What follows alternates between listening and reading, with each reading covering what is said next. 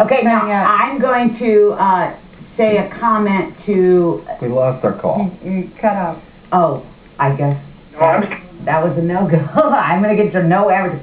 The two comments I want to make is you are absolutely right. I don't want to insult anyone, and I do know that Paul Morrison has worked very tirelessly for this party. He has, I think he was like one of the top callers. I saw his name. But that's my point. When you walk in, he is the only one. That has to be very hard that I would think. I would want to see when you walk in, there's 5 blacks, 5 whites. But that's a whole nother issue. You know, I'm just saying there's only 1 or 2. We do have a few, but when you go to a Democrat, you know, Obama rally or whatever, they have shown that minority group that for some reason they embrace them more. And I'm saying, if what Jeremiah said, if we could teach them the message of the Constitution, I think they would embrace us. We just haven't, I don't want to say we, I don't know who hasn't figured out the way to present it. We've drifted away from the Republic. I mean, that's the sad part about it, is the Republican Party has opened its doors almost to like this socialistic, you know, air about them as much as the Democrats. I mean, they've not really stood as much of a difference from the Democrats. We need to get back to seeing ourselves as Americans. Exactly. All citizens, all in the same But what team. is that based around? It's based around the Constitution. It's based around the Bill of Rights. Well, it's actually based around the fact that a person who aspires to public service aspires to an oath-taking obligation.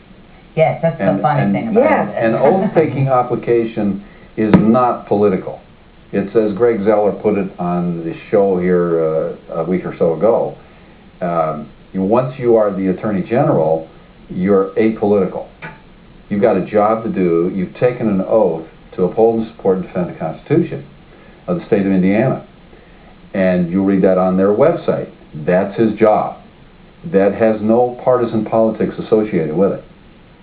And to a very great degree, the GOP in this county is politics, but there is lots of room for statesmanship behavior, which is commensurate with an oath-taking office. Yes. And that, I believe, requires a different kind of transparency at this level. And it was indeed a disappointment that we didn't get more people who are willing to say, okay, I don't know if I want to be the county chair or not, but I've got some things that have been in my craw. I've got some things that have been moving me into the arena of public service, because I'm feeling like I would like to support and defend the Constitution. Yes. Because that is the rule of law.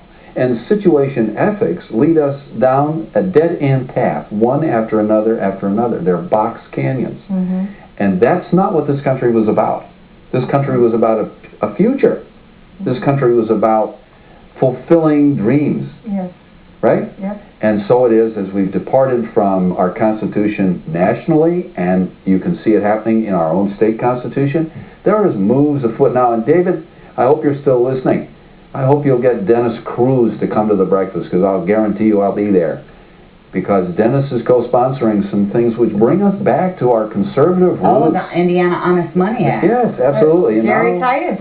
He's going to be on our show, another show on the 24th. Yes. So those are things that stir in my soul about being a member of any kind of political process. And we've got another caller. Well, and I want to make a real quick side note on that. And I'm just meeting you. I've met you a few times. But these guys I've known, we have gone out of our way the last year to help candidates and do grassroots efforts. And all we want is candidates that stand for something. Yes. You give us candidates that stand for something, we'll gladly work around the clock. And not just words. Not just words. They got to have the voting record to back it up. Give me the voting record. Let's get to our caller. Caller, how about Yes. This is Sharon, and you were going to ask me a question, but I couldn't get back to my phone. And I called earlier for Rick Rumstead. I wanted to put in his name for Republican chair. And I don't remember the question now. That's okay. That's all right. But I would add that he would be just so empowering to grassroots people. Mm-hmm. And for every issue that would be, on taxes, government being exactly what it should be, and not government in our own arena that we can have impact in with the Republican Party being involved in things that it just should not be involved in. Yeah, go ahead. Yeah. Can you give us what you know a little bit about his background? Incredibly honest, wonderful Christian businessman, pro-life guy, awesome father, awesome friend. He's been in politics helping his brother in Fort Wayne, who I believe ran for, I think, a county commissioner and won.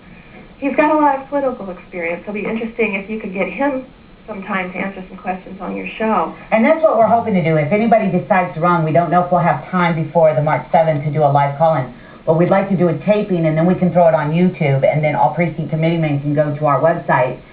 It's Stupid Politics. We decided on that name just as Josh is because we think sometimes politics can be stupid.